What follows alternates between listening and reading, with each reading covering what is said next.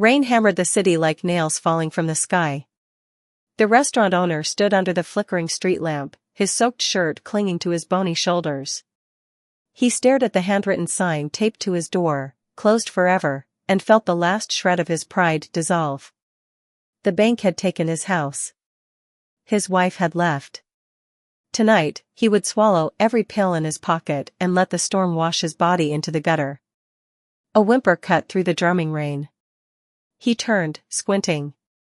Under the awning of the laundromat next door stood a man, skeletal and hunched, clutching a child no older than 6.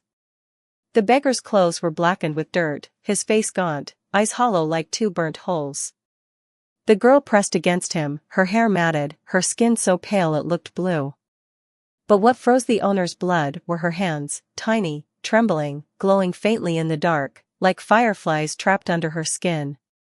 "Please," the beggar croaked. His voice was a dry leaf crumbling. "One night. Just shelter." The owner's throat tightened. "Walk away," he told himself. "You're done playing the hero." But the girl's wide, unblinking eyes held him. They weren't begging. They were waiting. Inside, he muttered, fumbling with rusted keys. The restaurant smelled of mold and failure. Broken chairs littered the floor. The owner tossed a dusty blanket at the pair. The beggar collapsed onto a booth seat, coughing violently. The girl crawled onto the table, her glowing hands tucked under her arms. "Don't turn on the lights," the beggar rasped. The owner lit a candle. Golden light danced over the girl's face. Her pupils were too large, swallowing the blue of her irises. "She sick?" the owner asked, uneasy. The beggar hugged his tattered coat tighter. "She's different." Silence stretched. Rain hissed against the windows.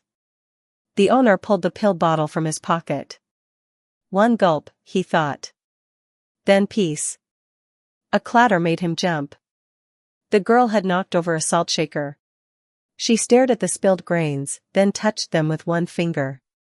The salt glowed white-hot for a second, then transformed into tiny crystals of gold. The owner stumbled back. "What the hell?" The beggar lunged, covering the girl's hands. "You saw nothing."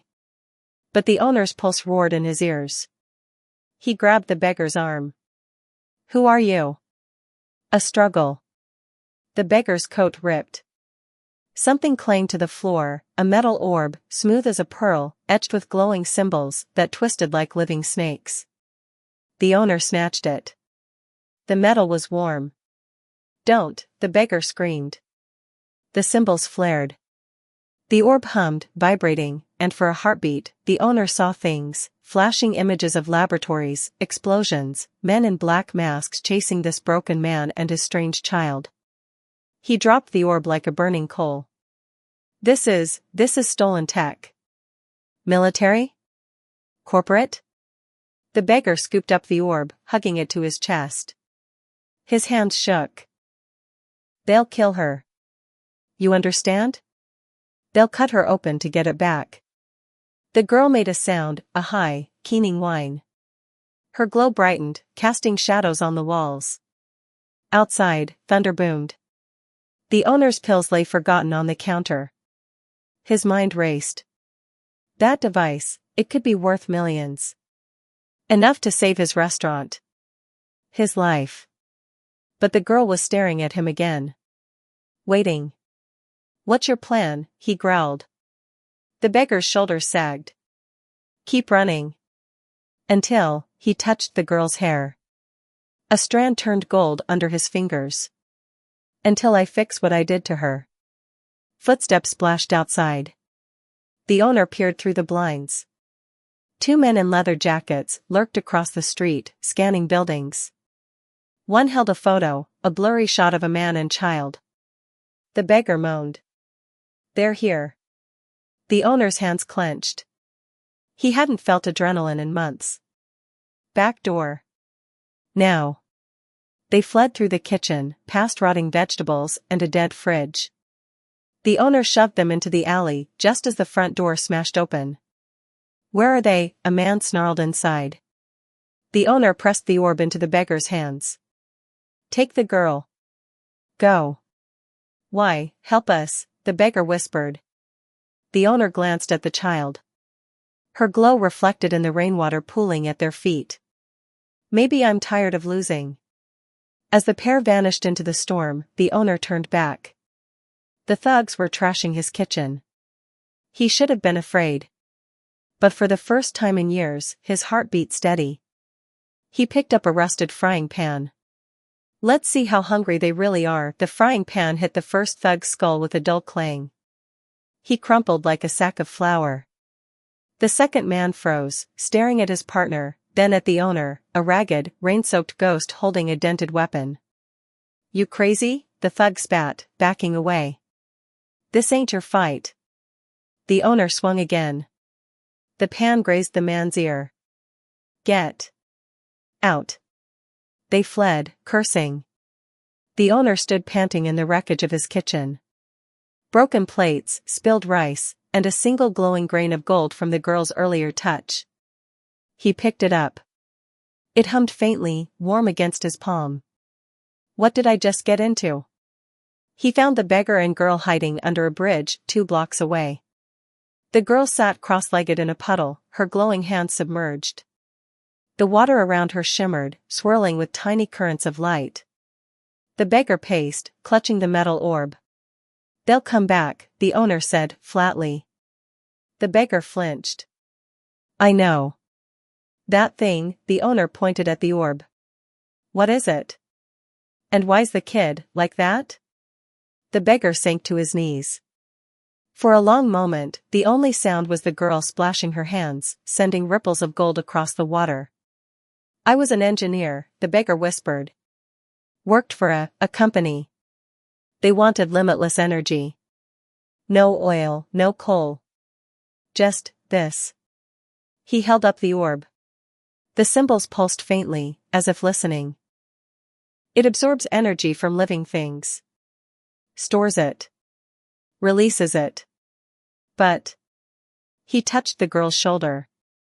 She turned, her eyes reflecting the orb's glow. The experiments, they used animals. Then, people. His voice cracked. She was the only one who survived. The energy fused with her cells. Now, it's eating her alive. The owner stiffened. Eating her? The beggar rolled up the girl's sleeve.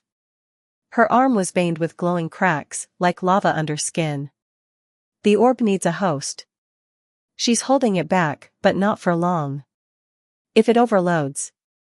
You said it's energy. Can't you just drain it? The beggar laughed bitterly. Into what?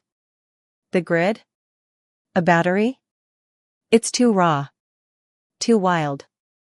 It'll burn through anything, unless, he hesitated. Unless what? Unless we feed it to something alive. Something big enough to absorb the shock. The owner stared at the girl. She'd plucked a dying weed from the ground. As her fingers brushed it, the plant straightened, leaves turning emerald green. She's been doing that, the beggar said quietly. Healing. Reviving. But every time she uses the energy, the cracks spread. The owner's mind raced. What if we use it on my restaurant? What? The fridge is dead. Food's rotten. If that orb can bring plants back. No. You don't understand, it's not a tool. It's a parasite. It'll latch onto anything alive. Your crops, your customers. I don't have customers. The owner's shout echoed under the bridge. The girl shrank back, her glow dimming. He knelt, softening his voice. Look. My life's over. Yours too, seems like. But that kid, he nodded at the girl. She deserves a chance. Let me try. They returned at dawn. The restaurant looked worse in daylight, peeling paint, shattered windows. The owner ignored the mess and dragged the beggar to the kitchen. Here. He yanked open a moldy sack of rice. Make this, not rotten. The beggar hesitated, then placed the orb on the sack. The cymbals flared. The rice stirred, rustling like insects. Gray mold turned to dust, revealing pure white grains underneath. The owner grabbed a handful. It's cold. The energy's unstable. It'll revert unless. A crash from the dining area cut him off. The girl stood by a dead potted plant, her hands gripping its brittle stem. Her glow intensified, flooding the room. The plant shuddered, then exploded with life. Leaves unfurled, flowers blooming in seconds, their petals radiating soft light. No. The beggar lunged, pulling her away. You can't waste your strength. But the owner wasn't listening. He touched a glowing flower. It felt warm. Alive. Marketable. We'll sell these, he said, eyes blazing. People will pay anything for miracles. You're not hearing me. The beggar shoved him. Every time she uses the energy, it hurts her. The girl whimpered. The cracks on her arms had widened, pulsing red. The owner's jaw tightened. Then we use the orb. Not her. Before the beggar could stop him, he grabbed the device and pressed it to a withered lemon in a fruit bowl. The orb's symbols blazed. The lemon plumped up, its skin turning glossy yellow, then kept growing. And growing. It swelled to the size of a watermelon, then a boulder, crushing the table beneath it. Turn it off, the beggar screamed. The owner fumbled with the orb. It wouldn't let go. The lemon cracked open, oozing glowing pulp that burned holes in the floor. The girl suddenly darted forward and grabbed the orb. Her glow flared white-hot. The lemon shriveled instantly, collapsing into ash. Silence fell. The owner stared at the scorched floor. Okay. Maybe that wasn't. Glass shattered. A brick flew through the window, followed by a Molotov cocktail. Flames erupted. Through the smoke, 2 figures lurked outside, the same thugs, plus 3 more. Give us the device, one yelled. Or we'll burn you alive. The girl screamed as fire spread across the ceiling. The beggar shoved the orb into the owner's hands. Run. I'll distract them. No. The owner grabbed the girl. Together or not at all. They fled to the basement, the owner barricading the door behind them. The thugs' laughter echoed above. They'll find us, the beggar panted. The girl trembled, her glow flickering. The owner glared at the orb. Can't this thing do something useful? Suddenly, the girl snatched the orb and pressed it to the basement wall. The symbols flashed. The concrete rippled, then dissolved into dust, revealing a hidden tunnel. How did she? The owner stammered. The beggar paled. She's merging with it. The orb's showing her things. Terrible things. They crawled through the tunnel, emerging in a sewer. The girl collapsed, her breath shallow. The orb rolled from her hands, its light fading. The owner picked it up, and gasped. The symbols were rearranging. Forming a map. To where, he couldn't tell. But one thing was clear, this wasn't over. The sewer stank of rot and rust. The girl lay on the damp concrete, her breath shallow, the cracks on her arms pulsing like embers. The owner gripped the orb, its symbols now frozen into the shape of a twisting river and a jagged mountain. A map to nowhere he recognized. We need a doctor, he muttered. The beggar pressed a hand to the girl's forehead.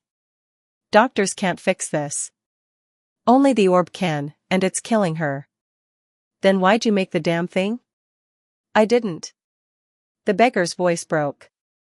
I stole it. The company, they were using it to drain energy from villages. Entire farms wiped out, people starving, all to fuel their machines. I tried to destroy it, but, he looked at the girl.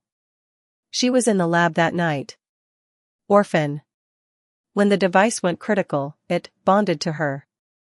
The owner's stomach churned. He'd hated his life, but this? This was a nightmare.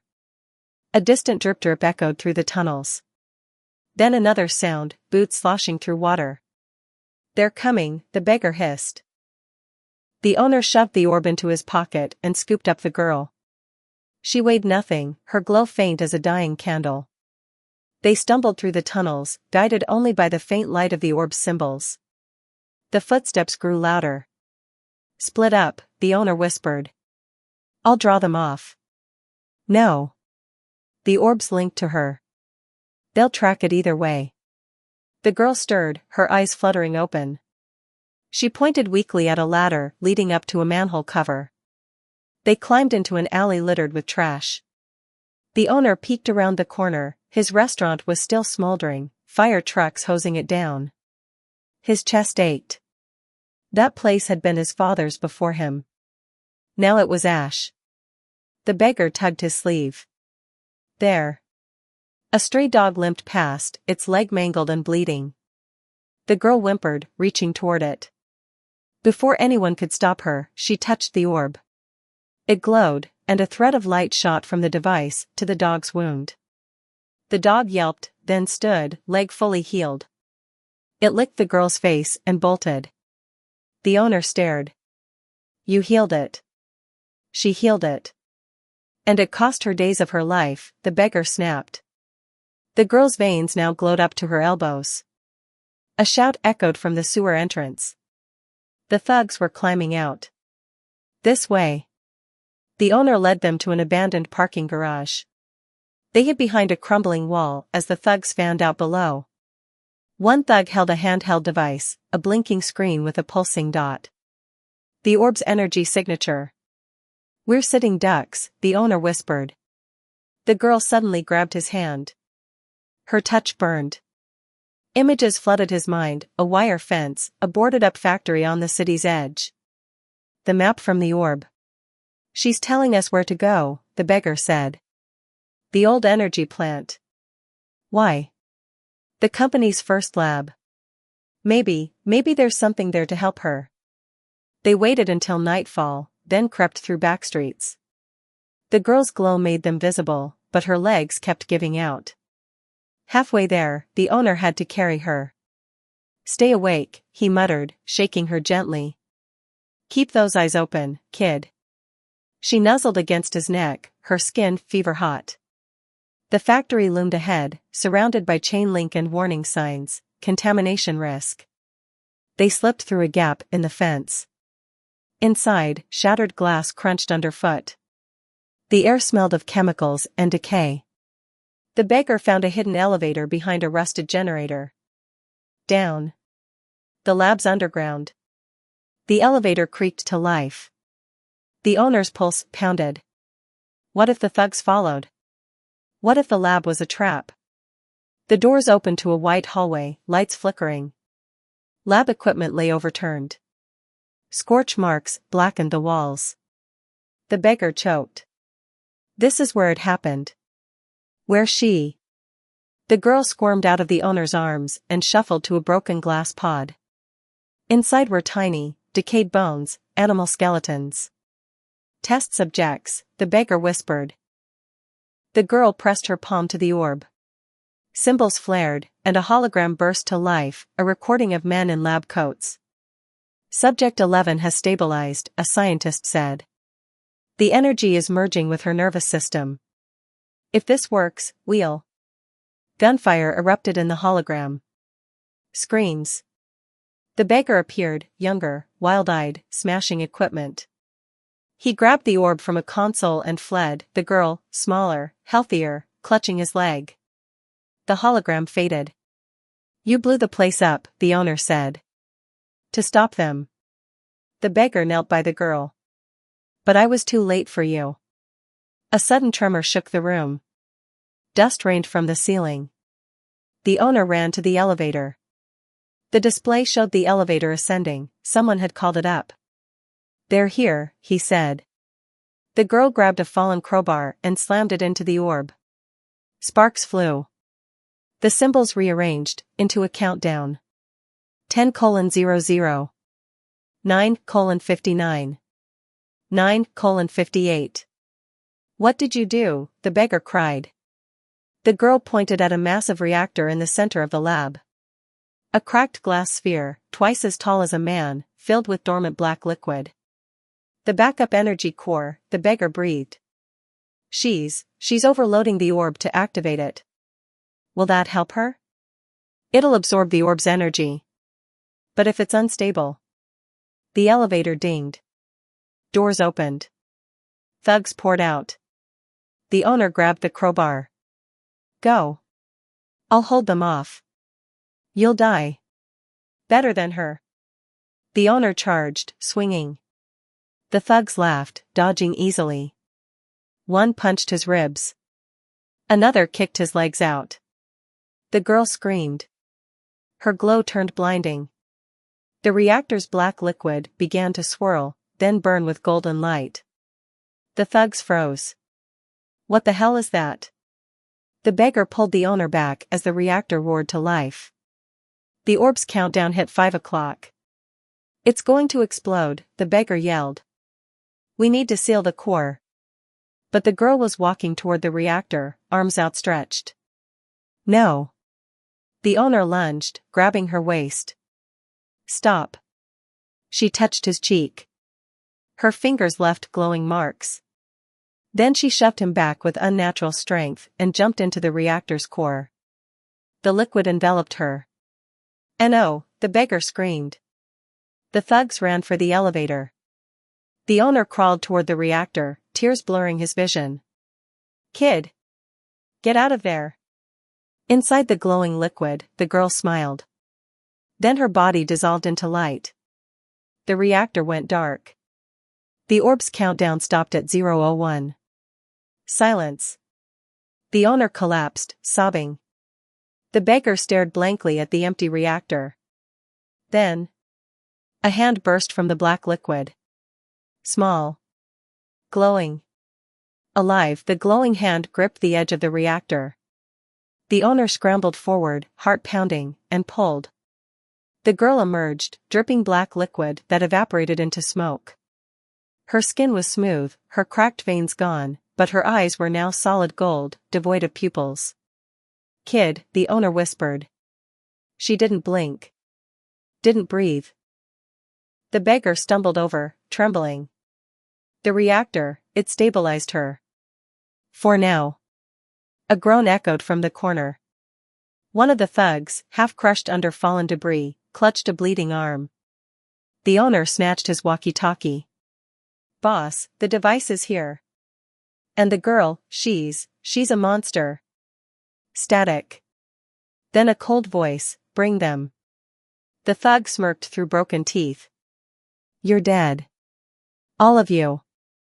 The girl tilted her head, studying him. Her hand twitched. Don't, the beggar warned. Too late. The thug's wound glowed, flesh stitching itself, then his bones snapped audibly, legs bending backward. He screamed until his vocal cords shredded. The owner gagged. What did you do? The girl stared at her hands. Fixed him wrong. Her voice echoed, metallic and layered, like two people speaking at once. The beggar pulled her away. The reactor's energy is temporary. The orb's still inside her, it's adapting. We need to leave. Now. As they fled the factory, dawn broke over the city. The owner's legs shook, but the girl walked steadily, her golden eyes scanning everything. Where to? The owner panted. The beggar hesitated. There's a safe house. Old friend. But what? He'll want payment. The kind we don't have. The girl suddenly stopped. They took him. What? She pointed at a crumpled flyer on the ground, a missing person photo. The face was the beggar's. Shit. The owner spun around. The beggar was gone. Where is he? The girl touched the flyer. It ignited, burning to ash. In the smoke, a vision appeared, the beggar being dragged into a van by men in black masks. Corporate spies, the owner muttered. The ones from your hologram. The girl nodded. Same ones who burned your restaurant. His fists clenched. How do we find him? She pressed a hand to her chest. The orb symbols glowed beneath her shirt. Follow the pain. They hitchhiked, bribed, and stole their way across the city. The girl's presence unnerved everyone. Birds fell silent when she passed. Street lights dimmed. By nightfall, they reached a decrepit motel on the outskirts. The owner kicked open room 13. Inside, a man in a stained lab coat sat smoking, a shotgun across his lap. "Took you long enough," the man rasped. His name tag read Dr. Elias, retired. The owner shoved the girl forward. "Fix her." Elias squinted. "So you're the host. Let's see." He pressed a stethoscope to her chest, then yelped. The metal melted. "Hell's bells." The orbs fused with her heart. "Can you remove it?" the owner demanded. "Not without killing her." But Elias rummaged through drawers, pulling out a syringe filled with neon green liquid. "This'll slow the fusion. Buy you a week." The girl recoiled. "No needles." "It's that or explode," Elias snapped. The owner held her still. "Do it." The injection turned her veins green. She screamed, collapsing. When she woke minutes later, her eyes were human again, blue, scared. "Better?" the owner asked softly. She hugged him. Her grip was too strong. Elias lit another cigarette. "Your beggar friend, he's at the old docks. Warehouse 7. But it's a trap." "How do you know?" "They called. Offered a trade. The girl for the beggar." The owner stood. "Then let's trade." "You'll die," Elias said. "Already did." He picked up Elias' shotgun. "Coming, kid?" The girl nodded. Warehouse 7 reeked of fish and gasoline. The owner kicked open the door. The beggar hung from chains, bruised but alive. A dozen armed men aimed rifles. A suited man stepped forward, grinning, the same scientist from the hologram. "Ah, the failed restaurant owner," he sneered. "Hand over the girl, and I'll let you drown in peace." The owner raised the shotgun. "Let him go." "Or what? You'll shoot me?" The scientist snapped his fingers. A screen lit up, showing the girl's glowing medical scans. "She's a marvel. We'll reverse engineer her, sell the tech to the highest bidder. Maybe even fix your little restaurant." The owner's finger tightened on the trigger. The girl stepped past him. "Don't," the beggar croaked. The girl stared at the scientist. "You hurt my friend." "Oh, I'll do worse." She flicked her wrist. The scientist's tie tightened around his neck, lifting him off the ground. "Kill her," he choked. Gunfire erupted. The owner dove behind crates. The girl didn't move. Bullets disintegrated midair. "Stop," the owner yelled. "You'll burn out." She wasn't listening. The warehouse trembled. Chains snapped. The beggar fell. The scientist's face turned purple. "Mercy." The girl leaned close. "You don't know what mercy is." His neck snapped. Chaos followed. Men fled. The owner dragged the beggar out as the warehouse collapsed behind them. In the rubble, the girl stood unharmed. The orb symbols now covered half her face. "It's in my bones," she whispered. "I can hear it, singing." The owner hugged her, ignoring the heat. "We'll fix this.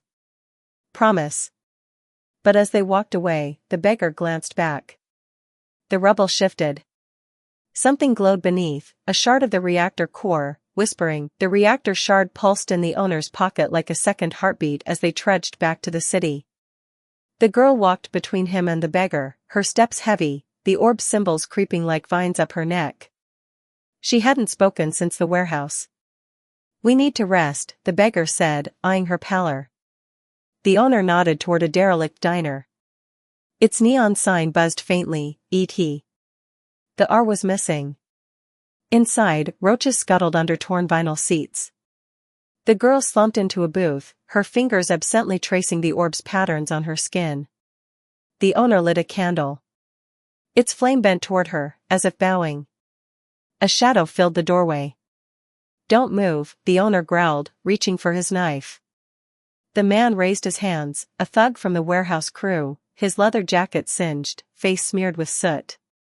"I'm not here to fight." The beggar stiffened. "You work for them." "Worked." The thug stepped closer, his voice low. "I heard what you said at the lab. About the orb-ending famine. That true?" The owner blocked the girl. "What's it to you?" The thug pulled a photo from his wallet, a little girl with braids, smiling. "My kid starved to death while billionaires hoarded grain. If that device can fix things," he glanced at the girl. "I want in." Silence stretched. The girl stared at the photo. "She's gone," she whispered. "Yeah." The thug's jaw tightened. "But yours doesn't have to be." The owner studied him. "What's your plan?" "My old crew's regrouping at the docks. They've got trucks, supplies. I'll betray them. You get the gear, I get payback." The beggar scoffed. "Why trust you?" The thug tossed his gun on the table. "Keep this. Shoot me if I flinch." The docks reeked of fish and diesel. Waves slapped against rusted ships as the owner and the thug crept toward a shipping container. Voices echoed inside, men arguing over a map. "Ready?" the thug muttered. The owner gripped the gun. "Don't make me use this." The thug kicked the door open. "Change of plans, boys." 5 men turned. "Traitor," one snarled, reaching for his weapon. Chaos erupted. The owner ducked behind crates as bullets flew. The thug grappled with his ex-boss, a hulking brute with a scarred face. "Get the trucks," the thug yelled. The owner sprinted, the girl and beggar close behind. They reached a semi-truck, its cargo bed filled with crates labeled medical supplies. The beggar pried one open, syringes, bandages, vials of morphine. "Jackpot," he breathed. A gunshot rang out. The thug staggered back, clutching his shoulder. His ex-boss aimed again, but the girl stepped forward. "No," the owner shouted. "Too late." She flicked her wrist. The ex-boss's gun melted, molten metal searing his hand. He screamed, but the girl wasn't done. Her eyes glowed as his veins lit up, burning from within. "Stop," the owner grabbed her, but she threw him off with unnatural strength. The thug stared in horror. "What is she?" The beggar tackled the girl, jabbing a morphine syringe into her arm. Her glow dimmed. The ex-boss collapsed, charred and twitching. "You said you could control it," the owner barked at the thug. "I said I'd try." Sirens wailed in the distance. The beggar yanked them toward the truck. "Go." They sped onto the highway, the girl unconscious in the back. The thug pressed a rag to his bleeding shoulder. "There's a farm up north. Safe. Isolated." The owner eyed him. "Why help us?" The thug nodded at the girl. "She's what my daughter could have been if the world wasn't rotten." Dawn broke as they reached the farm, a crumbling house surrounded by dead fields. The girl woke, stumbling to a withered apple tree. She touched its trunk. Bark regrew, leaves sprouting, then the tree twisted, branches snapping into claw-like shapes. Rotten apples oozed black liquid. "It's wrong," the beggar said. The girl recoiled. "I can't control it anymore." The thug frowned. "We need to dilute the energy. Spread it thin." He pulled out the reactor shard from the owner's pocket. "This thing's a conductor, right? Stick it in the ground, channel the orb's power into the soil." "And if it backfires?" the owner said. The thug shrugged. "Whole place goes boom." "Better than her going boom." They buried the shard in the field. The girl stood over it, orb symbols blazing. She pressed her palms to the dirt. Light rippled outward, reviving dead grass, but the ground trembled. A nearby well bubbled, water glowing green. "It's working," the thug said. Then the girl screamed. Cracks split the earth, spewing toxic mist. Crops mutated into thorned monstrosities. The beggar yanked her back. It's corrupting the land. Helicopters thundered overhead. Soldiers rappelled down, surrounding the farm. Hands up, a voice boomed through a megaphone. You're tampering with federal property. The thug cursed. I'll hold them off. He grabbed a rifle. You'll die, the owner said. Better than rotting in a cell. The thug grinned, savage. Get her out of here. As gunfire erupted, the owner and beggar dragged the girl into the woods. Behind them, the field exploded, swallowing soldiers and mutants in a mushroom cloud of green light. The girl wept, her tears leaving scorch marks on her cheeks. I'm a monster. The owner hugged her tight. Monsters don't cry, kid. But as they vanished into the trees, the beggar glanced back. The explosion hadn't faded, it was spreading, glowing tendrils snaking toward the city. The woods hissed around them. Trees bent at unnatural angles, their bark split to reveal glowing sap. The air smelled of burnt sugar and acid. The owner carried the girl on his back, her arms draped limply over his shoulders. Her skin had turned translucent, veins pulsing with the orb's sickly gold light. Behind them, the beggar limped, clutching his ribs where a soldier's boot had struck him. It's spreading, the girl whispered, staring at the corrupted forest. I can feel it, hungering. A vine snaked across the path, thorns oozing black liquid. The owner kicked it aside. Keep your eyes closed, kid. Don't look. But she couldn't. The orb's energy sharpened her sight, she saw roots burrowing like worms, animals with too many eyes, the sky bruising purple. A drone buzzed overhead. Down, the beggar hissed. They dove into a thicket as the drone scanned the area. The owner held his breath. The girl's glow dimmed, as if the orb itself knew to hide. They're hurting us, the beggar muttered. Cutting off escape routes. The owner adjusted the girl on his back. Got another genius plan? Before the beggar could reply, a voice crackled from the drone, we can save her. Stand down, and we'll talk. The owner froze. Trap? The girl trembled. No. They're sad. Scared. Of you, the beggar said bitterly. The drone dropped a small screen. A face appeared, a woman in a military uniform, her hair streaked with gray, eyes tired but sharp. I'm Dr. Voss, she said. I designed the device. The beggar snarled, liar. The company built it. Stole it, Dr. Voss corrected. We created it to end famine. A single orb could nourish crops across a continent. But your beggar friend's employers weaponized it, twisted it into a parasite. She leaned closer. The girl's dying. Let us help. The owner glared. Help or dissect her? Both. Dr. Voss didn't flinch. The energy's killing her, but her DNA holds the key to stabilizing it. Hand her over, and we'll extract the orb humanely. The girl stiffened. No hospitals. No needles. You'll die in days otherwise, Dr. Voss said softly. Your choice, a clean end in a lab or a slow burn in the wild. The screen went dark. The owner set the girl down. Her legs buckled. The beggar caught her, hands brushing the orb's symbols, now etched into her collarbone. She's right, the beggar said, voice breaking. I saw the early tests. The hosts, they crumbled to ash. The owner gripped his shoulders. So we find another way. That reactor shard is part of the problem. The beggar shoved him. Don't you get it? Every time we use the orb, it learns. Adapts. Soon, it won't need her, it'll just take. The girl hugged her knees. I'm tired. A twig snapped. Soldiers emerged from the trees, rifles raised. Dr. Voss stepped forward, hands empty. Please, she said. The corruption's accelerating. Let us contain it. The owner stepped in front of the girl. You contained it by torturing a kid? We didn't know the human cost, Dr. Voss said. But I'll make amends. Give her to me, and I'll share the orb's data, freely.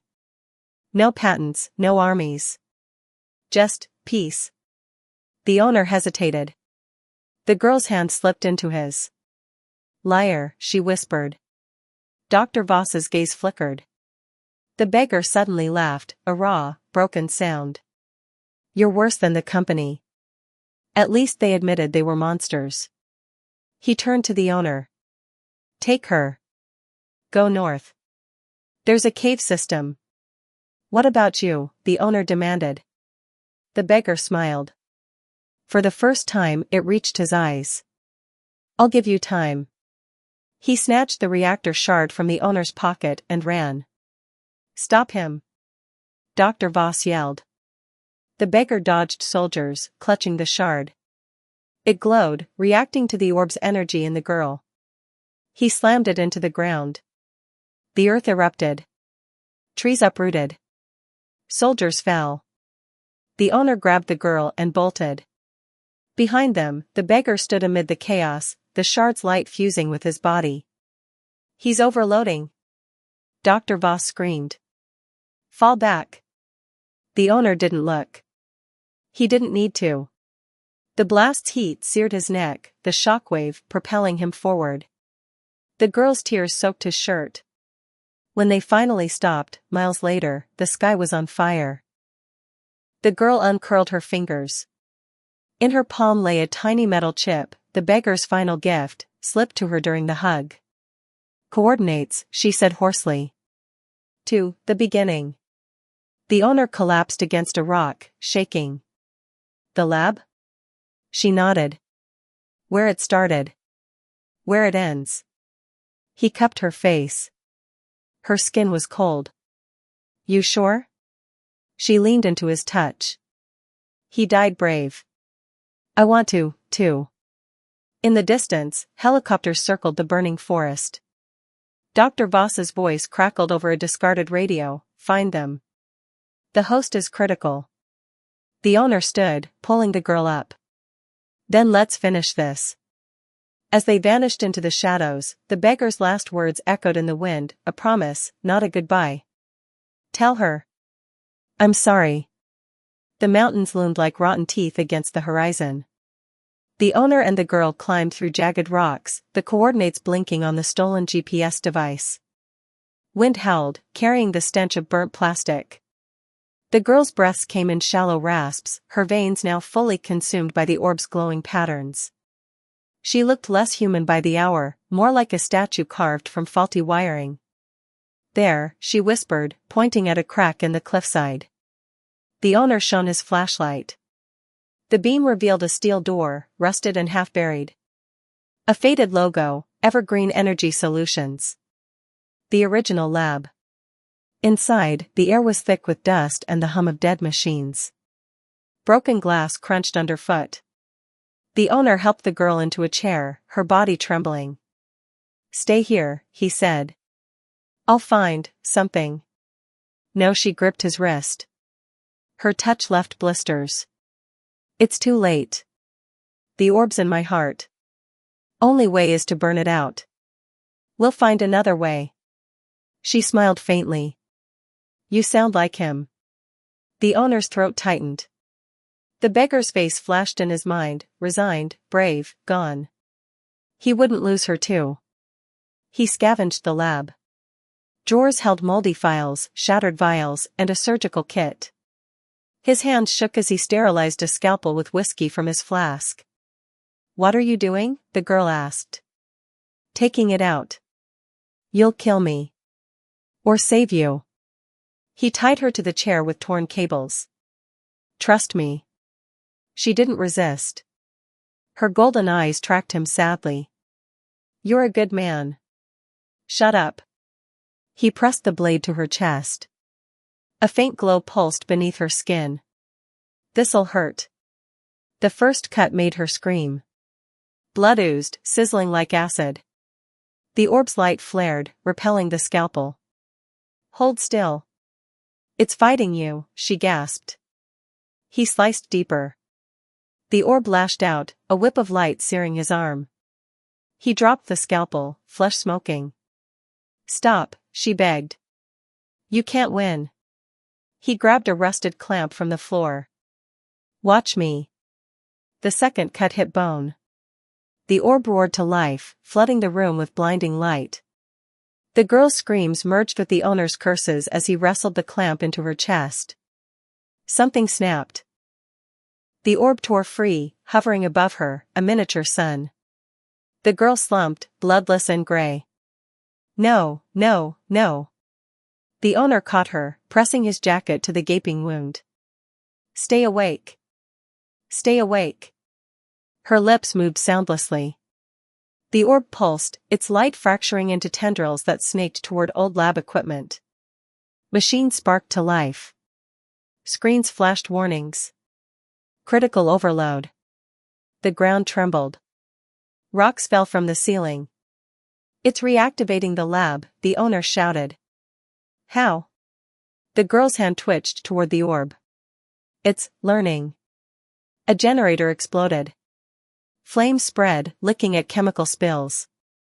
The owner dragged the girl toward the exit, but the orb blocked their path, its light forming a solid wall. "Let us go," he roared. The orb didn't obey. It drifted to the center of the lab, merging with a massive reactor core on the ceiling. The core glowed red, then white. "Earthquake," the girl croaked. The floor split. The owner fell, clutching her. They slid toward a fissure, heat blasting from below. He grabbed a pipe, muscles screaming. "Climb up." "Can't," her fingers slipped. He caught her wrist, her skin peeling like ash. "Don't you dare let go." The orb's light intensified. The reactor core detonated. A shockwave hurled them against the wall. The owner's vision blurred. Through the smoke, he saw the orb plunge into the fissure, and the girl crawl after it. "No." He lunged, grabbing her ankle. "What are you doing?" "It wants the Earth's core," she yelled. "If it reaches there." The ground heaved. The fissure widened, spewing molten rock. The owner's grip slipped. "Take my hand." She smiled. "Thank you, for the bread." Then she kicked free. He screamed her name as she fell, the orb's light swallowing her whole. The fissure sealed with a thunderous crack, leaving only silence. The owner lay on the rubble, staring at the scarred floor where she'd vanished. His hands were empty. His heart emptier. Outside, dawn broke. The mountain stood untouched. No earthquakes. No explosions. Just wind and dust. He stumbled into the light, half dead. Dr. Voss's helicopter landed nearby, soldiers aiming rifles. "Where's the host?" she demanded. The owner laughed, raw and broken. "Gone. She beat you." Dr. Voss palmed a device, a blinking tracker. "The energy signature's still here. Underground." The owner froze. A low rumble shook the earth. The soldiers stumbled. From the fissure scar, a single beam of light shot skyward, then faded. Dr. Voss's tracker died. "No. It's gone." "How?" The owner turned away, tears cutting through grime. In his pocket, something warmed. He pulled out a tiny golden apple, the girl's last gift, conjured in the chaos. It tasted like hope. The golden apple dissolved on the owner's tongue, sweet as honey, bitter as regret. He staggered toward the fissure scar, ignoring Dr. Voss's shouts. The ground felt warm under his palms, humming faintly. "She's gone," Dr. Voss said, her voice clipped. "Accept it." The owner pressed his ear to the dirt. Thump. Thump. A heartbeat, deep below. "She's alive." Dr. Voss signaled her team. Scanners beeped, probing the earth. Impossible. The pressure down there. The ground ruptured. A geyser of light erupted, hurling soldiers back. The owner shielded his eyes as a figure emerged, the girl, but changed. Her hair white, skin wrinkled, eyes still glowing gold. She collapsed, coughing blood that sparkled like crushed gems. "Kid!" The owner caught her. She weighed nothing, her bones brittle as chalk. Dr. Voss knelt, gloved hands hovering. "The energy, it's preserving her, but how?"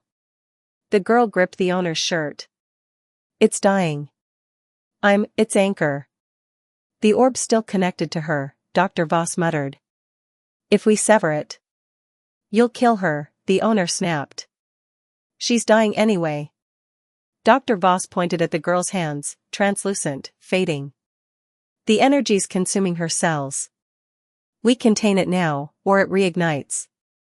The owner cradled the girl. "How long?" "Hours," Dr. Voss said. "Maybe minutes." The girl's breath rattled. "The lab, coordinates." "What lab?" Dr. Voss demanded. The owner hesitated. "The girls whisper in the mountains, the beginning. The backup site." "A place to fix this," he said. Dr. Voss's eyes narrowed. "Tell me, or I'll have my men dig her apart for answers." The owner stood, clutching the girl. "Touch her, and I'll blow us all sky high."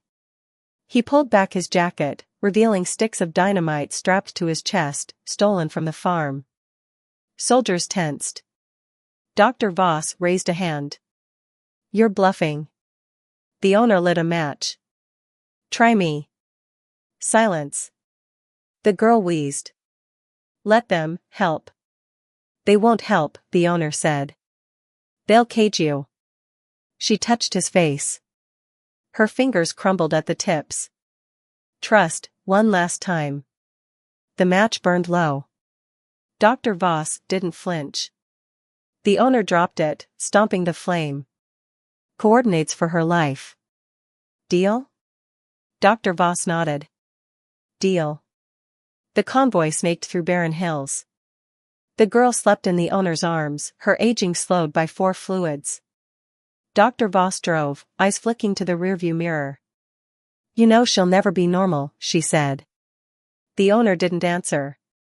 The lab was a concrete bunker hidden under a landfill. Inside, machines whirred, older, simpler versions of the orb tech. "A backup facility," Dr. Voss breathed. "In case the experiments failed." The owner laid the girl on a gurney. "Fix her." Dr. Voss attached electrodes to the girl's chest. Screens lit up, showing the orb's energy swirling in her heart like a dying star. "We can transfer the energy here," Dr. Voss said, gesturing to a reactor core. "But she has to initiate it." "Willingly." The owner shook the girl awake. "Kid. They need your say-so." Her voice was a dry leaf. "Will it hurt?" "Yes," Dr. Voss said. The girl turned to the owner. "Do I have to?" He choked back a sob. "No. We'll run." "Keep running." She smiled. "Liar." Her hand found a control panel. The reactor hummed, siphoning the orb's light from her veins. She screamed, back arching, as gold tendrils snaked into the machine. "Almost there." Dr. Voss yelled. The owner held the girl down. "Stay with me." Her aging reversed, white hair darkening, wrinkles smoothing, but her glow dimmed. The reactor pulsed, stabilizing. "It's working," Dr. Voss said. Then the girl went limp. "No." The owner shook her. "Breathe, damn it." Dr. Voss checked the monitors. "She's alive. But the energy's gone." The owner hugged the girl, now a frail, ordinary child. "What's wrong with her?" The transfer erased the orb's influence. "She's human." Dr. Voss hesitated. "But her body's damaged. She'll need care. A lifetime of it." The owner stood, glaring. "You got what you wanted. Now leave." Dr. Voss handed him a vial of glowing liquid. "For the pain. Use it wisely." As the convoy left, the owner collapsed beside the gurney. The girl stirred, her eyes brown and scared. "Where's the light?" she whispered. "Gone." He forced a smile. "Just us now." She clutched his hand. "I'm cold." He wrapped her in his coat. Outside, the reactor hummed, its energy contained. Safe. But as the girl slept, a monitor flickered. Deep in the reactor's core, a single symbol flashed, a pulsar. Orb online. The restaurant's new sign gleamed under the sun, second chances. The owner wiped sweat from his brow, watching farmers haul crates of glowing vegetables from the fields behind the building. The reactor hummed underground, its energy channeled into the soil, turning barren land into a paradise of crops that fed the entire neighborhood. Inside, the girl sat at the counter, coloring with crayons. Her hair had grown back, chestnut brown and messy. She still coughed sometimes, her hands trembling, but her eyes were bright. "Look." She held up a drawing, a man, a girl, and a glowing orb holding hands under a rainbow. The owner ruffled her hair. "Needs more fire." She giggled. A real, human sound. The door jingled. Dr. Voss entered, her uniform replaced by civilian clothes. She slid an envelope across the counter. "The reactor's stable. No leaks. You've done something good here." The owner didn't touch the envelope. "What's that?" "Deed to the land." "And this?" She placed a tattered journal beside it, the beggars, salvaged from the rubble. The girl grabbed it, flipping pages filled with equations and sketches. One sketch showed a forest, trees pulsing with light. At the bottom, scribbled in haste, "If you're reading this, plant the seeds." "Seeds?" the owner said. Dr. Voss nodded to the fields. "Check the pumpkin patch." They dug under a vine, unearthing a metal box. Inside were dozens of tiny, glowing seeds. The girl held one, her old spark flickering in her eyes. "He left them, for us." The owner tensed. "More orbs?" "No," Dr. Voss said. "These are clean. Pure. They'll grow forests that cleanse polluted air, oceans. No catch." The girl pocketed a seed. "We'll plant them together." Dr. Voss left. The owner stared at the seeds. Power to change the world, safely stored. "You trust her?" the girl asked. "Nope." He smiled. "But I trust you." Years passed. The restaurant became a haven, for the hungry, the lonely, the lost. The girl, now a teen with a limp and a laugh that shook the rafters, served soup with herbs grown from the seeds. The fields stretched for miles, forests of glowing trees, purifying the smoggy sky. One night, as they closed up, the girl placed a bowl of stew by the window. A stray dog limped in, scarred and wary. She fed it, humming. "Still fixing things, huh?" the owner said. "Someone taught me," she said, nodding at the second chances sign. He grunted, hiding a smile. The reactor's hum deepened. They descended underground, where the orb's energy swirled peacefully in its core. The girl pressed her palm to the glass. "Still miss it?" the owner asked. "Sometimes." She touched the seed pendant around her neck. "But this is better." Upstairs, the dog slept by the fire. The owner locked up, flipping the sign to "Open tomorrow." In the morning, a visitor arrived, an old man with a scarred face and a photo of a girl with braids. He ate silently, tears dripping into his soup. The owner didn't ask questions. Just added extra bread. As the man left, he dropped a seed on the counter. "Found this in the wild. Thought you should have it." The girl planted it by the window. By afternoon, it bloomed into a flower that sang in the wind. The owner shook his head. "Show off." The girl grinned. "Blame the teacher." They stood together, watching the sun set over their impossible, ordinary world. Lesson: the greatest power isn't in changing the world, it's in sharing the courage to try.